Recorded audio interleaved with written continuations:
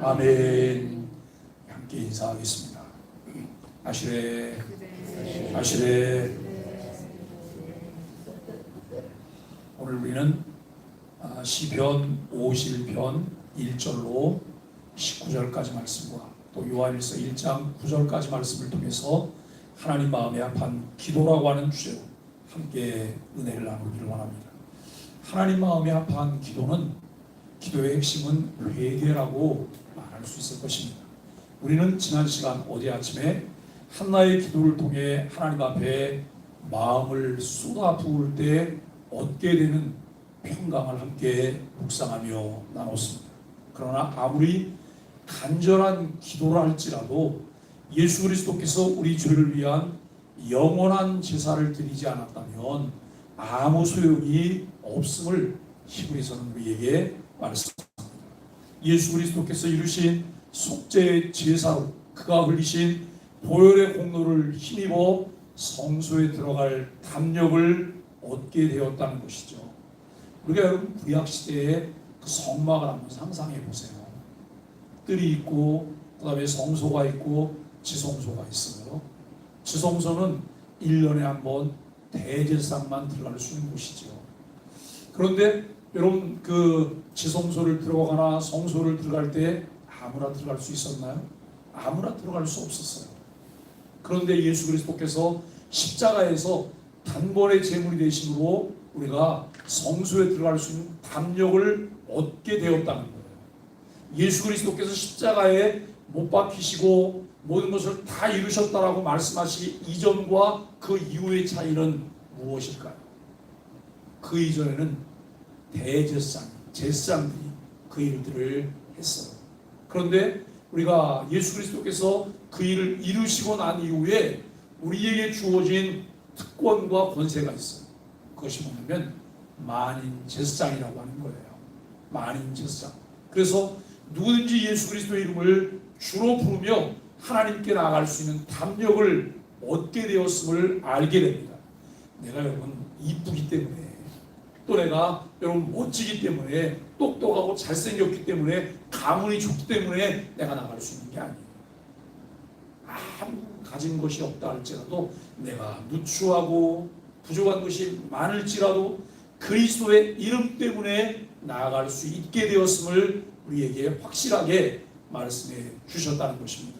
그렇기 때문에 주님 앞에 나갈 때 내가 좀 부족하다고 해서 주춤거리거나 눈치를 보거나 남의 눈을 의식하는 것은 주님에 대한 바른 이해가 갖고 있는 것은 아니죠.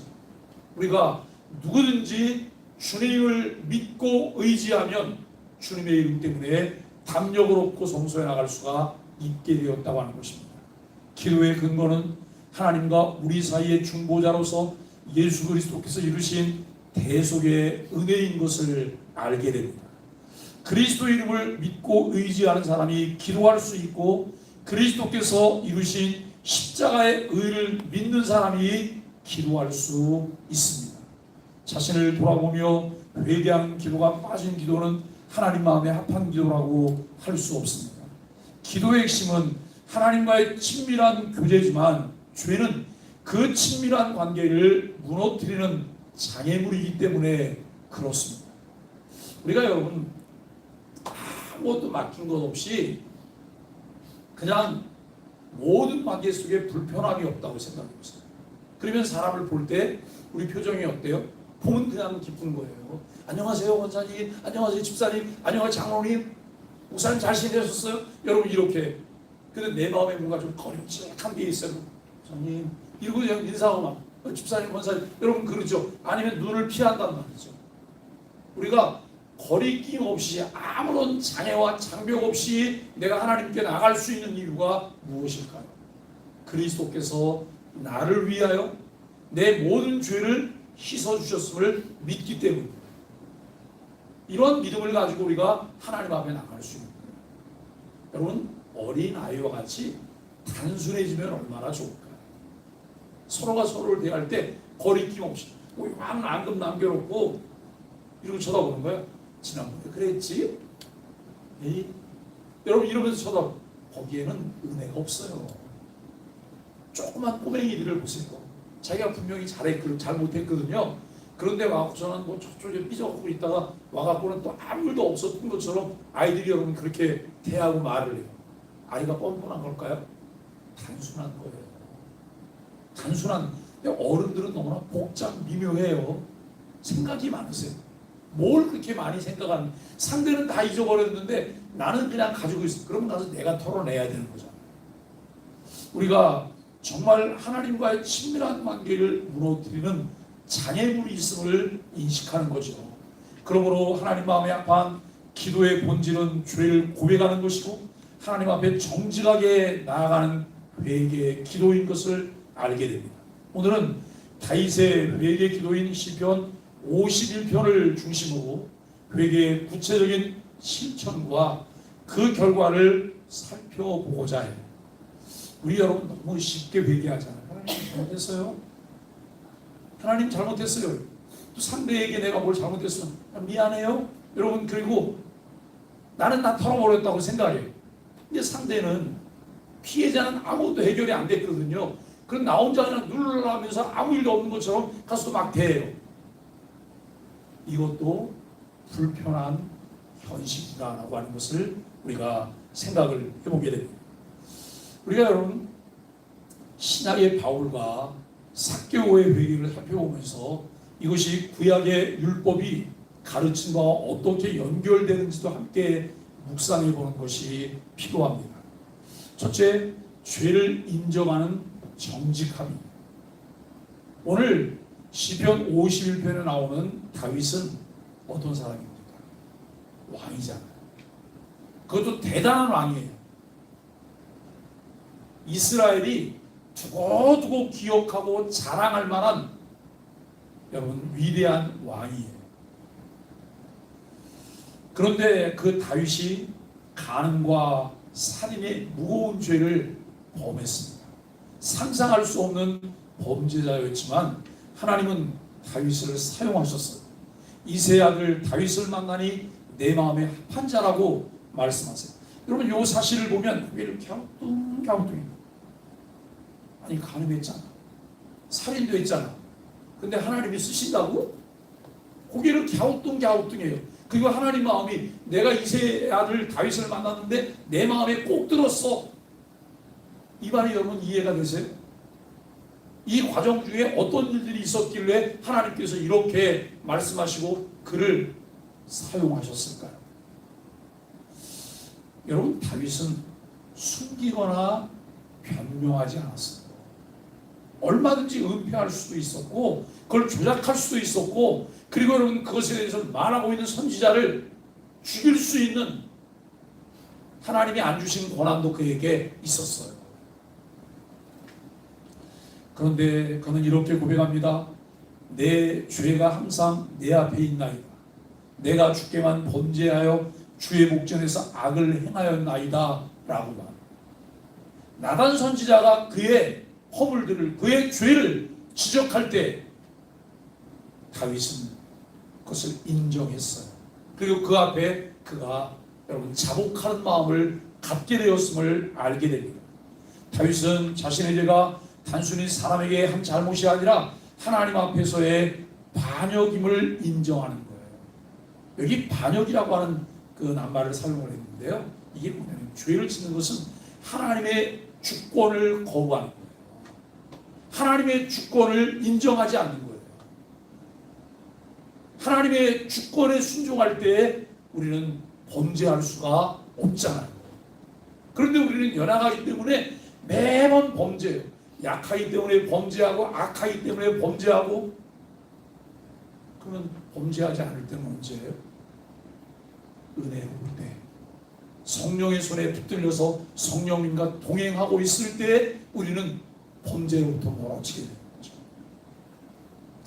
이것이 회개의 첫걸음인 것을 알게 됩니다. 죄의 본질은 하나님의 주권을 무시하고 내 뜻대로 살려고 하는 교만 때문에 일어나는 것이다 라고 하는 것입니다. 회개는 죄를 숨기지 않고 있는 그대로 악함과 연약함을 인정하는 것에서 시작되는 것이죠. 변명하지 않고 제가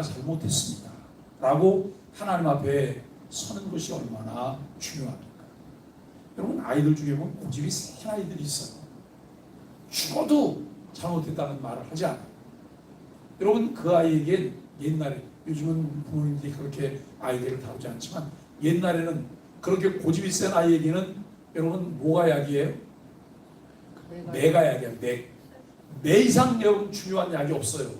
매를 딱 들어서 벌써 한두 대 종아리 맞았다. 그러면 여러분 아이들이 대부분 어떻게 말하면 잘못했어요. 그런데 고집 센 아이는 이 종아리가 시퍼렇게 멍들어도 여러분 잘못했다는 말을 하잖아요. 그러다가 거의 100대쯤 맞고 난 다음에 그때 가서 뭐라고 하면 잘못했어요. 이거는 정말 미련한 것 아니었어요. 왜 이렇게 고집이 셀까요? 완고할까요? 자기 주관이 분명한 걸까요? 아니에요. 정말 미련한 거예요. 네. 그런데 아이들에게만 그게 있나요? 우리들에게는 그게 있잖아요. 오기가 있잖아요. 하나님 한번 해볼래요? 하나님 한번 해볼까요? 어디까지 하실 수 있는데요? 여러분 이러면서 하나님에게 그냥 엉겨붙어요. 이게 과연 우리의 삶 가운데 유익할까?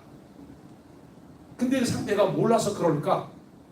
여러분 그런 것은 결코 아닐 것입니다. 두 번째는 내면의 새로움을 구하는 간구입니다. 다윗은 죄의 결과를 면하기만을 원하지 않았습니다. 그 순간만 모면하려는 얄팍한 사람이 아니었습니다. 그는 이렇게 기도합니다. 우슬초로 나를 정결케 하소서. 하나님이여 내 속에 정한 마음을 창조하시고 내 안에 정직한 영을 새롭게 하소서. 여기 우슬초로 정결케 하소서라고 하는 것은 여러분 속죄 제사를 드리고 난 이후에 제사장이 그에게 여러분 우슬초를 통해서 이제 사하였도다라고 말하게 되는 선언인 거예요. 나를 정결케 해주시고 그리고 내 속에 정한 마음을 창조하시고 내 안에 정직한 영을 새롭게 하소서라고 기도합니다. 그는 단순히 상황의 변화를 바라는 것이 아니에요. 내면의 변화를 바랐다고 하는 것을 우리가 알게 됩니다. 죄의 근원을 뽑아내고 새로운 마음을 창조해달라고 간구하고 있는 다윗의 모습을 우리가 발견하게 됩니다. 말씀과 기도로 내 마음과 삶을 점검할 때에 내적 욕망의 뿌리를 하나님 앞에 드러내게 된다고 하는 것입니다. 습관적인 죄의 패턴을 끊어내고 성령께서 주시는 새로운 마음을 의지해야 합니다. 우리가 그리스도 안에 있을 때에만 새로운 피조물이 될 수 있기 때문에 그렇습니다. 여러분 고린도후서 5장 17절 말씀에 우리에게 그렇게 말하잖아요. 누구든지 그리스도 안에 있으면 새로운 피조물이라. 이런 것은 지나갔으니 보라 새 것이 되었도다라고 말씀하고 있습니다. 세 번째는 회복 후에 주어지는 사명입니다. 다윗은 회개 이후의 삶까지 바라보고 있습니다. 내가 범죄자에게 주의 도를 가르치리니 죄인들이 주께로 돌아오리이다. 참 이 다윗은 말이에요. 뻔뻔하게 짝이 없다고 생각할 수도 있어요. 지금 자기가 중범죄를 졌는데 누구를 가르친다는 거예요. 네. 그런데 다윗은 하나님을 신뢰하고 자기가 하나님 앞에 허물과 죄악들을 고백하고 상한 심령이 될 때 하나님은 용서해 주시라 믿는 마음이 그에게 있습니다. 하나님께서 내 죄를 용서하시고 나를 살려주시면 내가 다른 범죄자들에게 주의 도를 가르치겠습니다. 죄인들이 주께로 돌아오도록 하겠습니다라고 하는 고백을 하고 있습니다. 참 회개는 개인의 구원에만 머물지 않고 공동체 회복으로 이어집니다. 요즘은 개인주의가 팽배해요. 요즘 아이들 세계는 점점 더 너는 너고 나는 나야. 어제도 우리 이제 오후에 목사님들이 공부를 하는데 중학생들이 뭐 한 10몇 명이 몰려왔어요. 중학교 1학년. 얼마나 말을 하는지, 얼마나 말을 많이 하는지, 공을 발로 차는 게 아니라 입으로 차. 예? 그러면서 목사님들을 마치 조롱하는 짓거리까지 애들이 하는 거예요. 제가 중단시켰어요. 가라. 네? 그리고 여기 공차로 오지 말아봤어. 여기 풋살을 할 때에는 이 아이들은 그냥 막 개인기를 하고 좀 머리서 그냥 뻥뻥 차는 걸 좋아해요. 그런데 이 풋살 경기를 할 때 특징은 뭐냐면 패스 위주 경기를 하는 거예요. 볼 잡으면 그 볼을 한 번 잡고 두 번 잡은 벌써 다 옆에 사람이 붙어갖고 내가 움직일 수가 없어요. 볼을 받을 때 터치를 그냥 바로 그냥 논스톱으로 패스를 해줘야지만 저 공간이 생겨서 저 골을 넣을 수 있는 거예요. 골을 넣을 때도 아무 데서나 차면 안 되고 그 앞에 네모 박스 안에서만 슛을 할 수 있는 거예요. 그랬더니 한 아이가 요셉이라는 이름을 가졌어요. 얘는 뺀질거리고 말을 안 듣는 중 정말 왕뺀질인데 다른 교회를 다니는 아이예요. 제가 야, 너 때문에 하나님 참 창피하시겠다. 근데 얘가 공을 잘 차는 아이예요. 키는 굉장히 작은데요. 얘가 뭐라고 하냐면 교회 마음대로, 교회 마음대로, 교회 마음대로. 여기는 교회 마음대로 이러면서 여러분 계속 공을 차고 돌아다니는 거예요. 제가 아이들에게 얘기를 했어요. 작은 구장에서는 이게 공을 잘 찰 수 있고 골을 많이 넣을 수 있고 축구를 재밌게 할 수 있는 방법이다. 그리고 여기 왔으면 여기 법대로 대회 나갔으면 대회 규정대로 하는 게 맞다라고 하는 얘기를 했어요. 그런데도 이 아이들은 그게 아니에요. 끝까지. 그리고 이제 뭐 조금 전에 그다음에 이제 심판 트집 잡기 시작합니다. 이게 완전히 삼류 축구 인생인 거죠. 제가 아이들이 이렇게 배워서 어떻게 하나. 근데 이제 끝나고 난 다음에 뭘 이제 먹고 그러니까 쓰레기들을 그냥 먹었어요. 얘들아 쓰레기 좀 정리하고 가야지. 그냥 빠져나가는 거예요. 놀고는 그냥 자기는 빠져나가는 거죠. 그리고 쓰레기도 딱 하나만 짚고 가요. 그래서 제가 아유, 저 아이들이 저렇게 살면 이 세상에 세상 공동체는 어떻게 될까? 달라지겠죠. 커가면서. 그런데 일찍부터 어려서부터 그런 습관을 배우면 얼마나 좋을까요? 여러분 교회 공동체도 마찬가지예요. 개인에게만 국한되는 삶이 아니라 공동체를 함께 세워가는 마인드가 우리에게 필요해요. 저는 이것을 목회적 마인드다라고 이야기하죠. 하나님께서 주시는 은혜에는 반드시 사명이 따른다는 것이 얼마나 큰 은혜인지 모릅니다. 다윗은 자신이 받은 용서와 회복을 다른 사람들을 주께 인도하는 사명으로 삼았습니다. 예수 그리스도의 이름을 의지한 참 회개는 그 결과가 따르게 된다고 하는 것이죠. 잃어버렸던 하나님과의 관계가 회복됩니다. 마음에 참 평안이 임합니다. 공동체는 회개자의 변화된 삶과 간증으로 더 든든하게 세워질 뿐만 아니라 공동체가 살아납니다. 성경에 나타난 하나님의 사람들에게서 회개의 구체적인 실천과 그 결과를 볼 수 있습니다. 이건 첫 번째 바울의 회심인데요. 사도행전 9장에 나타난 일들이죠. 바울은 다메섹 도상에서 예수님을 만났습니다. 이전에는 율법의 열심으로 교회를 핍박했지만 주님을 만난 후 그는 눈이 멀 정도로 강렬한 빛을 받게 되고 결국 무릎을 꿇게 됩니다. 그 후 그는 세례를 받았고 즉시 복음을 전하는 사람으로 바뀌었습니다. 회개는 방향 전환이에요. 가던 길의 전환입니다. 과거의 죄된 길을 멈추고 하나님이 부르신 사명으로 돌아서는 것임을 우리가 알게 됩니다. 두 번째로 삭개오의 회개를 볼 수 있는데요. 누가복음 19장이에요. 삭개오는 예수님을 만난 후에 이렇게 고백했어요. 내 소유의 절반을 누구에게 주겠다고요? 가난한 자들에게 주겠사오며 만일 누구의 것을 속여 빼앗은 일이 있으면 내 갑절이나 갚겠나이다. 그러면 삭개오는 유대인일 뿐만 아니라 세리장이었어요. 이미 그는 구약 성경의 내용을 알고 있는 사람입니다. 하나님이 무엇을 원하시는지도 알고 있는 사람입니다. 그럼에도 불구하고 그는 남의 것을 착취를 했어요. 그러면서 여러분 자기 중심적인 삶을 살았어요. 예수님을 만나고 난 이후에 그가 고백합니다. 내 소유의 절반을 가난한 자들에게 주겠다는 거예요. 그리고 만일 누구의 것을 속여 빼앗은 일이 있으면 내 갑절이나 갚겠다라고 말합니다. 회개는 마음의 변화에 그치지 않습니다. 구체적인 행동으로 나타나게 된다는 것입니다. 고아와 과부를 돌아보며 자비를 베푸는 것이 하나님 백성의 기본적인 삶의 태도인 것을 우리는 구약 성경을 읽다 보면 율법에서 구절구절 그 부분들을 이야기하고 있는 것을 알게 됩니다. 야고보서 1장 27절 말씀해 보니까 우리에게 참된 경건이 무엇인가를 말씀하세요. 두 가지예요.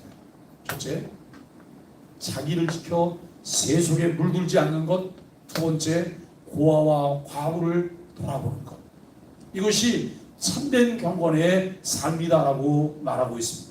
남에게 손해를 끼쳤거나 속여서 빼앗은 것이 있다면 4배나 갚겠다는 거예요. 앞으로 하겠다는 건가요?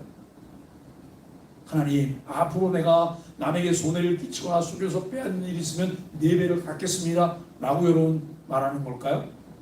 아니에요. 소금 적용하겠다는 거예요. 거슬러 올라가서 지금까지 내가 그렇게 했던 것에 대해서 이렇게 하겠습니다라고 하는 이런 고백을 하고 있는 거예요. 이게 그리스도인의 자세예요. 잘못한 것을 돌려주고 정의와 사랑을 실천하는 데까지 이어지게 된다는 것입니다. 삭개오의 회개는 성경의 가르침을 따라 자신의 삶을 돌이켰습니다. 여러분들 세 번째는 구약 율법과의 연관성이에요. 구약의 율법은 죄를 지었을 때 단순히 미안하다로 끝내지 않았음을 알게 돼요. 제사를 드려 속죄해야 하고 그리고 잘못으로 피해를 끼쳤을 경우에는 배상해야 했어요. 여러분 여기에 명백한 것이 가해자가 있고 피해자가 있어요. 피해자는 피해를 당한 그 순간부터 너무 아프고 고통스러워. 근데 가해자가 어느 날 내가 생각하기에는 미안한 것 같아요. 그래서 미안해, 내가 잘못했어. 그리고 자기는 자유하다고 생각해요. 나는 지금 잘못했다고 사과했다 그래요. 사과는 언제까지 해야 되는 거예요?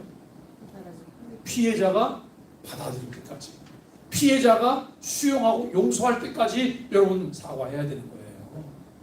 그런데 저 사람 정서는 생각하지도 않고 그냥 가볍게 미안하다고 말로 떼고 끝난, 말로 잘못했다고 해야 될 것과 피해를 배상해야 될 것과 이것은 구분해야 합니다. 상대의 마음을 시원케 해야 합니다. 상대가 입었던 트라우마나 피해에 대해서 보상 조치도 해야 되는 거예요.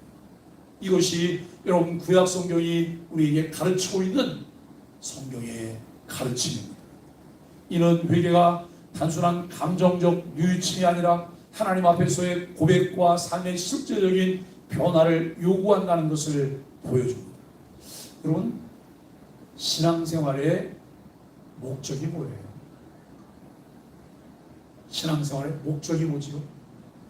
천국 가는 거예요. 천국 가는 게 목적인가요?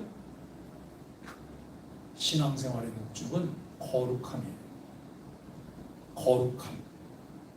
예수 그리스도를 믿으면 모든 사람이 천국 가요. 근데 그 천국도 죽어서만 가는 천국이 아니에요. 예수 그리스도를 주로 믿고 고백하는 그 순간부터 우리가 이 땅에서 천국의 삶을 누리게 되는 거예요. 그런데 그 천국의 삶은 무엇을 통해서 우리가 더 정확하게 누릴 수가 있어요? 회개예요. 뉘우침이에요. 주님께로 돌아서는 방향 전환이에요. 주님 말씀에 순종하는 삶이 이루어질 때 그와 같은 일들이 이루어진다는 거예요. 자, 여러분, 교회가 지탄을 받아요. 그리스도인들이 가십거리가 돼서 사람들이 들었다 놨다 계속 이렇게 해요. 그리고 교회를 봐도 세상 사람들이 감동을 받지 않아요. 왜요? 자신들과 다를 바가 아무것도 없기 때문에. 여러분, 교인들과 교회에 대한 기대가 세상 사람들에게 있어요. 자기들은 그렇게 살지만 교인들은 그렇게 안 살아야 된다고 생각하고 안 살 거라고 생각해요. 그런데 교회나 교인들이 여러분 그대로 다 들어. 이럴 때 훨씬 더 잘 보이는 거예요. 훨씬 더 이야기거리가 많은 거예요. 우리가 이런 부분들을 보면서 정말 교회가 교회다워지고 교회가 세상을 향해서 여러분 복음을 말할 수 있는 것, 그것은 무엇일까요? 다윗이 죄에 대해서 회개하고 공동체에 대해서 자신의 죄를 고백할 뿐만 아니라 여러분 이것을 간증할 때 하나님께 영광이 되죠. 그리고 세상 속에서 이제 하나님이 주신 공의와 정의를 실천하며 살아갈 때 하나님의 영광이 드러나게 된다는 것입니다. 바울과 삭개오의 회개는 바로 이 율법의 원리를 신약에서 구체적으로 실현한 사례인 것을 알게 됩니다. 회개는 고백과 더불어 삶을 바꾸는 실천을 포함하고 있습니다. 이 모든 예들을 종합하면 하나님 마음에 합한 기도의 본질은 단순히 죄책감을 느끼는 데 머물지 않고 정직한 고백, 그리고 내적 변화의 갈망, 삶의 실제적인 돌이킴에서 이루어진다는 사실들을 우리가 분명하게 기억해야 합니다. 그리고 그 결과는 하나님과의 관계가 회복되는 것이고 우리의 삶 가운데 평강이 임하는 것이고 공동체가 회복되는 것입니다. 회개는 고백에서 시작하여 내적 변화와 행동으로 이어집니다. 다윗은 죄를 숨김없이 고백했고 정한 마음을 창조하시고 정직한 영을 새롭게 하시길 하나님께 구했습니다. 바울은 삶의 방향을 바꾸었고 삭개오는 구체적 실천으로 회개의 열매를 보였습니다. 구약율법이 요구한 것처럼 회개는 감정만의 변화가 아니라 말씀에 따른 삶의 변화인 것을 가르칩니다. 회개 기도는 하나님과의 관계를 회복하고 공동체를 살리며 하나님 마음에 합한 기도인 것을 알게 됩니다. 정직하게 죄를 고백하십시오.